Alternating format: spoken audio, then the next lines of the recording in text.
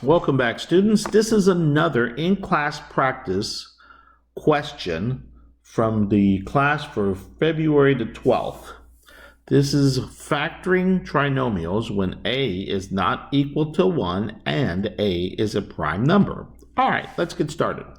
First of all, we got to decide whether or not this thing has a GCF, because step number 1 says if there's a GCF, go ahead and factor it out. So let's check.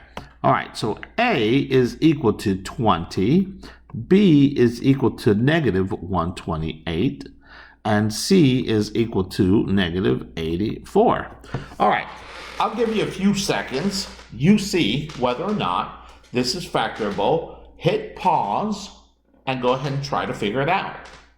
When you're ready, hit play and find out the answer.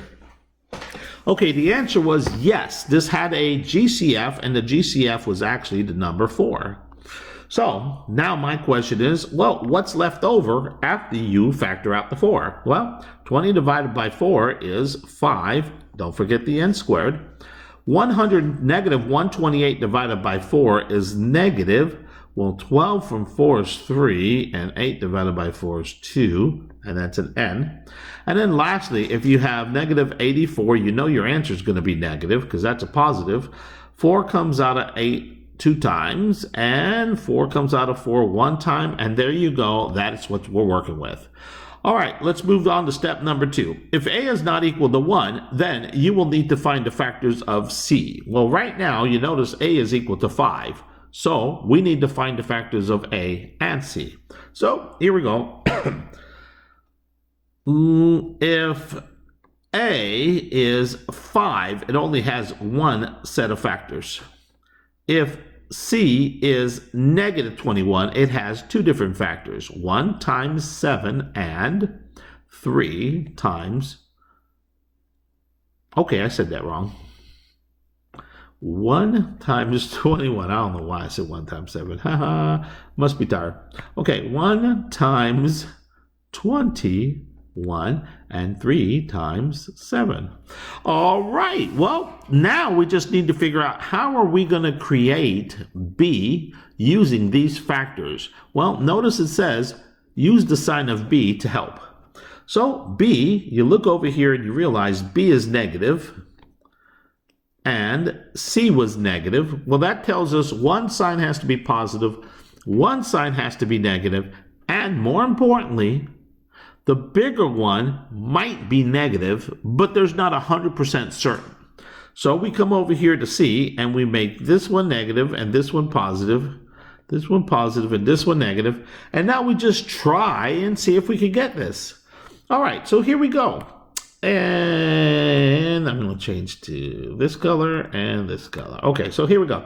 So we're going to factor this out to, well, the only factors were 1 times 5, so that would be n for the 1 times 5n. Multiply them together, you got 5n squared. For these two, we're going to try the positive 1 and the negative 21, but I'm hoping you can already see that that ain't going to work. Now, what do I mean by? Well, if we throw them all together, n plus 1 and 5n minus 21, we realize that we're going to get n times 21 is negative 21n, and 1 times 5n is positive 5n, and that's not going to give us negative 32. Well, what happens if we flip these signs over? I hope you see that already, that there ain't no way you're going to get negative 32, because if we flip these two, and I'm trying to be real careful not to erase anything I need, if we were to flip these and make this the negative 21 and this the positive 1, that ain't going to work, because now you got n minus 21, and you got 5n plus 1, and when you multiply these two together, that just gives you an n, but these two together, okay, that gives you negative 105n, and there ain't no way you're going to get that negative 32. All right, so let's go back to the drawing board with our numbers. Now we know that the 7 and 1 are not going to work. So we throw those away. Or excuse me, I said 7 and 21. Haha, I meant 1 and 21. So we're going to bring in the 3 and the negative 7. So here we go. Let's put the 3 over here and the negative 7 over here. And again, we're just checking to see if these things are going to work. So let's see what happens. I get n plus 3 and 5n minus 7. And again, we want to multiply these two together. That'll give us negative 7n. These two together, that gives us a positive. Okay, could you see what's going on? There ain't no way you're going to get a negative 32 out of this one either. So let's take this 3 and 7 and flip their position. All right, here we go. And take these two out, and let's flip their position. So now we're going to put the negative 7 over here, the positive 3 over here, and repeat.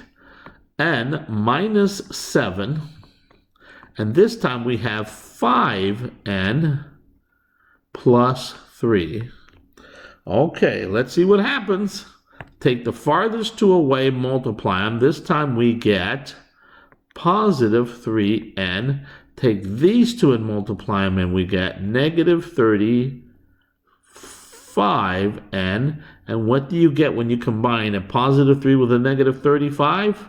Well, guess what? You get a negative 32n. Here's my double check. So now all I have to do is write the answer correctly. So bring down this 4, because that was your GCF, and bring down both sets of parentheses, n minus 7 and 5n plus 3. There you go. There's the answer. All right, so I hope you try all the questions, and please make sure you are checking everything you are doing with some form of technology, but only after you try it yourself. Have a good night, and bring me any questions you got tomorrow.